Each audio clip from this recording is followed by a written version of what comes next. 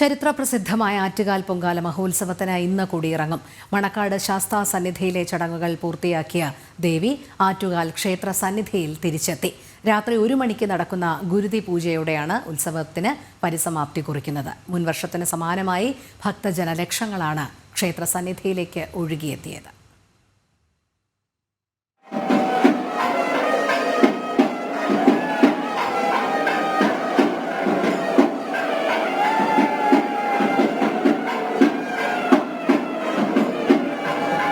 കുത്തിയോട്ടപാലന്മാരുടെയും വാദ്യമേളഘോഷങ്ങളുടെയും അകമ്പടിയോടെ മണക്കാട് ശാസ്താക്ഷേത്രത്തിലെത്തിയ ദേവിയെ ആചാരവിധി പ്രകാരം സ്വീകരിച്ചു. രാത്രി 1 മണിക്ക് പുറത്തെഴുന്നള്ളിയ അമ്മ രാവിലെ 8:30ഓടെയാണ് മണക്കാട് ശാസ്താക്ഷേത്രത്തിലെത്തിയത്. വിവിധ ഇടങ്ങളിൽ ഭക്തർ അമ്മയ്ക്കായി പടുക്കയുമായി കാത്തുനിന്നു.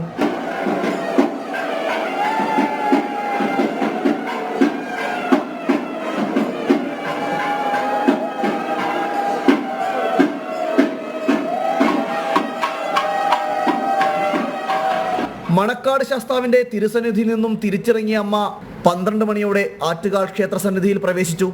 അമ്മയുടെ തിരുവെഴുന്നള്ളത്തിന് സാക്ഷ്യം വഹിക്കാൻ ഭക്തസഹസ്രം ആറ്റുകാൽ അമ്മയുടെ തിരുമുറ്റത്ത് അണിനിരന്നു.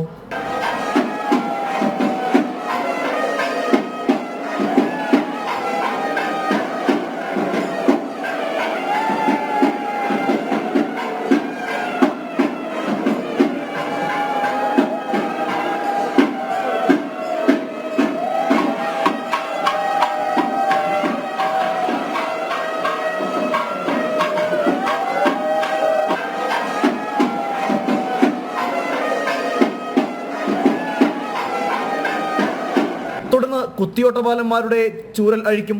അതിനുശേഷം ദേവിയുടെ കാപ്പുകെട്ടും അഴിക്കും. രാത്രി 1 മണിക്ക് നടക്കുന്ന ഗുരുതർപ്പണത്തോടെ 10 ദിവസം നീണ്ടു നിൽക്കുന്ന ആറ്റുകാൽ പൊങ്കാല മഹോത്സവത്തിന് പരിസമാപ്തി കുറിക്കും. ജനം, തിരുവനന്തപുരം.